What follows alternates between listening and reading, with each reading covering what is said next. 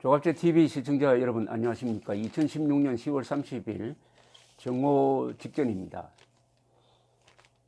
김대중, 노무현, 문재인 이 세 대통령은 민주투사라고 합니다. 다른 사람들의 민주화 활동은 그렇게 높게 평가하지 않고, 특히 문재인 대통령은 자신이 세 번째 민주정부라고 함으로써 김영삼, 노태우, 장면 정부까지도 민주정부를 아닌 것으로 보는 시각을 가지고 있는데, 그 이유는 아마 이분이 가지고 있는 계급투쟁론적 민주주의관이 아니냐, 이렇게 보여집니다. 계급투쟁적 민주주의관에 입각한다면 민중민주주의만 진짜 민주주의다, 이렇게 되는데, 그 민중민주주의에서 민중은 인민대중의 약자라고 본다면 그것은 인민민주주의와 가까워지니까 아주 위험한 민주주의관을 갖고 있다, 이렇게 보여지는데, 어쨌든 이 공통점이 있습니다. 대한민국 안에서는 상당히 그들이 독재라고 부르는 세력 정권과 용감하게 싸우고 감옥에도 가고 했는데, 휴전선 북쪽에서 올라가면은 남한의 권위주의 정부나 그들이 불렀던 독재 정부와는 비교도 되지 않는 악랄한 전체주의 독재자 앞에 가면은 작아지거나 부드러워지고 또는 굴욕적인 모습을 보이는 게 도무지 이해가 가지 않습니다. 작은 악 앞에서는 용감하고 큰 악 앞에서는 작아진다? 그러면은 그 가치관이, 그 도덕적 기준이 뭐냐 하는 생각을 갖게 하는데요. 근데 김대중 대통령은 박정희 정권, 전두환 정권을 상대로 민주화 운동을 한다면서 감옥에 2번이나 가고 사형선고도 받고 한 사람입니다. 그런데 김정일을 딱 만났더니, 아들뻘 되는 김정일을 만났더니 너무나 이해하기 힘든 행동을 보여줬습니다. 근데 2000년 6월 제1차 평양회담을 하는 자리에 앉자마자 김정일이가 뭐라고 했느냐. 오늘 남한 텔레비전을 봤는데 화가 나서 이 회담 할 수 없습니다, 돌아가 주세요 했어요. 뭐냐, 인공기를 대학교에서 올렸다고 대학생을 경찰이 수사를 한다, 어떻게 회담을 할 수 있느냐, 이렇게 아주 오만방자하게 이야기를 했습니다. 그리고 2007년 10월 노무현 김정일 회담록은 이미 공개되어 있으니까 거기서 얼마나 노무현 당시 대통령이 저자세였느냐 하는 것은 잘 알려져 있습니다. 국제 무대에서 핵 문제에 관해서는 북한의 변호인 역할을 했습니다. 위원장께서는 너희들 뭘 하고 있냐 하시겠지만 우리 열심히 하고 있습니다. 퇴임하면은 북한에 자주 방문할 수 있도록 해주세요. 다음 정권 누가 될지 모르지만은 쐐기를 박아야 합니다, 등등등. 왜 이럴까요? 그 노무현 대통령 의원 시절에 생생하게 저도 목도한 현장이 기억납니다. 1989년 12월 31일 국회에서 전두환 전 대통령을 불러서 정언을 듣는 자리에서 전 대통령이 있던 자리를 향해서 명패를 던진 그런 무모함도 보여주었던 사람인데, 왜 김정은 앞에서 이렇게 하느냐. 문재인 대통령이 김정은 앞에서 보여주는 행동도 거의 차이가 없어요. 그런 가운데 요새 리승권이라는 자가, 이 오만방자한 리승권이라는 자가 세계적 기업인들 앞에서 냉면이 목구멍으로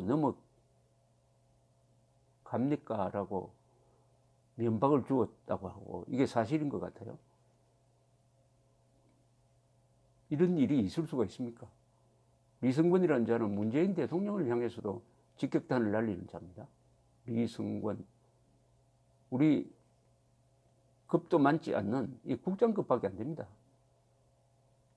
조명군 통일부 장관을 부하처럼 다루는 자입니다. 어떻게 이런 자를 상대로 하는지 참. 오늘 조선일보 판면봉에 이런 총평을 했습니다. 북리성권 재계 총수들에게 냉면이 목구멍으로 넘어가냐 얼음장. 냉면 위세가 이 정도면 핵갑질은 오죽할까. 냉면 한 턱 낸다고 이렇게 큰 소리 치면은 핵무기로 갑질할 때는 어떻게 나오겠느냐. 냉면이 목구멍으로 넘어가느냐. 북의 이런 모욕까지란 제목의 조선일보 사설도 흥분을 했습니다. 이성권 북한 조평동 위원장이 지난달 남북 정상회담 때 삼성그룹 등 우리 기업 총수들에게 지금 냉면이 목구멍으로 넘어가느냐고 면박을 주었다고 한다. 당시 총수들이 옥류관에서 냉면을 먹는 자리에 이성권이 나타나 대북 경협이 부진한데 불만을 표출하면서 나온 이야기라는 것이다. 조명균 통일부 장관은 29일 국감에서 이와 관련한 질의에 비슷한 이야기를 들었다. 북측에서는 남북관계가 속도를 냈으면 하는 게 있다며 사실상 시인했는데 이 시인한 내용이 북한 측 입장을 대변을 하고 있습니다. 당시 삼성, 현대차, SK, LG그룹 총수들은 청와대의 요청에 따라 반강제로 정상회담에 동행했다. 북한이 실질적 결정권을 쥔 총수들의 방북을 강하게 희망했다고 한다. 북한은 핵 고집으로 국제 제재를 2중 3중으로 받고 있다. 이 상황에서 우리 글로벌 기업들이 대북 지원에 나서는 것은 자살 행위와 다를 게 없다. 북한은 세계에서 가장 가난한 실패 국가 중의 하나다. 희극 같은 봉건 왕조 체제로 권력을 3대째 세습하면서 주민들을 외부 세계와 경계하는 것으로 정권을 유지하고 있다. 경제 규모는 한국의 중소도시 하나에도 미치지 못한다. 이런 체제의 관리가 세계적 수준의 글로벌 기업 총수들을 불러 모아 자신들에게 돈 들고 오지 않는다고 냉면이 목구멍에 넘어가느냐는 상소리를 해댔다. 무례와 천박함이 북한 정권의 본 모습이라고는 해도 어떻게 이렇게 어처구니 없는 일이 있을 수 있는지, 왜 정부가 자국 최고 기업인들이 북한 같은 나라에서 이런 몰상식한 대접을 받도록 만드는지 도저히 이해할 수 없다. 북한이 이러는 것은 핵위세를 부리는 것이다. 세계의 주목 아래 미국 대통령과 정상회담도 했다는 자신감도 생겼을 것이다. 리성권은 조명균 장관을 발 아래 두고 있는 듯이 행동하고 있다. 벌써 이러는데 만약 이들의 전략이 성공해 인도 파키스탄과 같은 사실상 핵 보유국이 된다면 한국에 어떻게 나올지 충분히 짐작할 수 있다. 북이 어떤 나라이든 협상은 해야 한다. 북한 동포를 돕는 일도 해야 한다. 그러나 북한 정권이 어떤 성격의 집단인지는 결코 잊어서는 안 된다. 이렇게 흥분을 했지만은 문재인 정권 사람들은 다른 생각을 하고 있을 것이 분명합니다. 보통 이렇게 굴욕적인 대접을 받고 대응도 못하는 존재는 몇 가지로 분류할 수 있습니다. 첫째, 노예 근성의 소유자입니다. 노예 근성. 노예는 강한 자 앞에서는 입을 닫습니다. 침묵합니다. 두 번째는 부하일 경우에 그렇게 합니다. 부하. 그러니까 문재인 대통령이 국민들의 모습인가 아니면 김정은의 부하인가에 대한 답을 듣고 싶어요. 세 번째는 약점이 잡혔을 겁니다. 약점이 잡혔을 겁니다. 김대중 대통령이 김정일 앞에서 한 행동을 보면 이해가는 면도 있습니다. 2000년 6월 김대중 대통령은 김정일과 만나기 위해서 싱가포르 등에서 비밀 협상을 하다가 북한이 요구하는 5억 달러를 보내주었습니다. 그 중에 5천만 달러는 물건으로 보내주었어요. 누구를 통해서 보냈느냐? 그때 아주 안으로 무너지고 있었던 현대그룹을 앞세워가지고 보낼 때 또 산업은행이 4천억 원을 대여해서 보냈습니다. 그 4억 5천만 달러는 어떻게 북한으로 들어갔느냐? 간첩 잡는 국정원이 해외 비자금 계좌로 보내주고 또 현대그룹에서 직접 보내주고 하는 방식으로 했습니다. 국정원이 간첩을 잡아야 하는데 간첩 수개의 해외 비자금 계좌로 돈을 보냈으니까 그 순간 국정원의 영혼은 망가지는 순간이었습니다. 물론 국민과 국회에 몰래 했습니다. 당시에 만약 이 사실이 폭로가 되었더라면 김대중 대통령 하야했을지 모릅니다. 탄핵당했을지 모릅니다. 그런데 그때 이 사실을 알고 있었던 사람은 김정일과 김대중 두 사람이었습니다. 그럼 그 순간 그 자리에 앉았을 때 김정일은 그리킬 게 없습니다. 설사 돈을 받은 게 폭로가 된다 하더라도 조공받았다 이렇게 하면 끝납니다. 평양 노동신문이 김정일 물러나라고 하겠습니까? 그러나 그 사실이 드러났을 때 김대중 대통령은 치명적 타격을 받게 돼 있었어요. 따라서 그때 김대중 대통령은 약점 잡힌 상황이었다. 이렇게 이해가 됩니다. 그런데 문재인 대통령이 북한과 거래하면서 김대중 정권 때처럼 그런 돈을 주었다고는 믿고 싶지가 않습니다. 그러면 왜 이렇게 굴종적인 태도를 취하느냐, 자존심 상하는 태도를 취하느냐. 그것은 키워드가 하나 있죠. 문재인 대통령이 동계올림픽 리셉션에서 한 이야기입니다.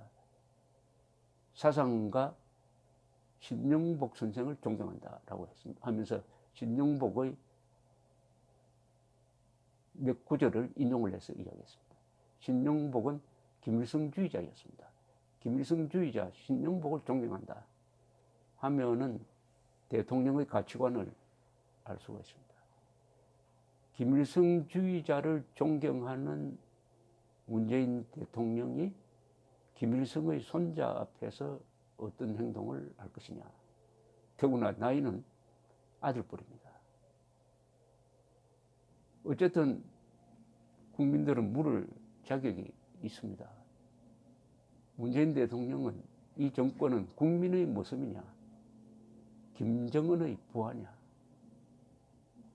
이런 의구심이 이번 이승권이라는 자의 희극적인 세계적 대기업, 그중에 삼성그룹 이재용 부회장은 연간 매출액이 삼성전자만 따져도 2천억 달러가 넘습니다.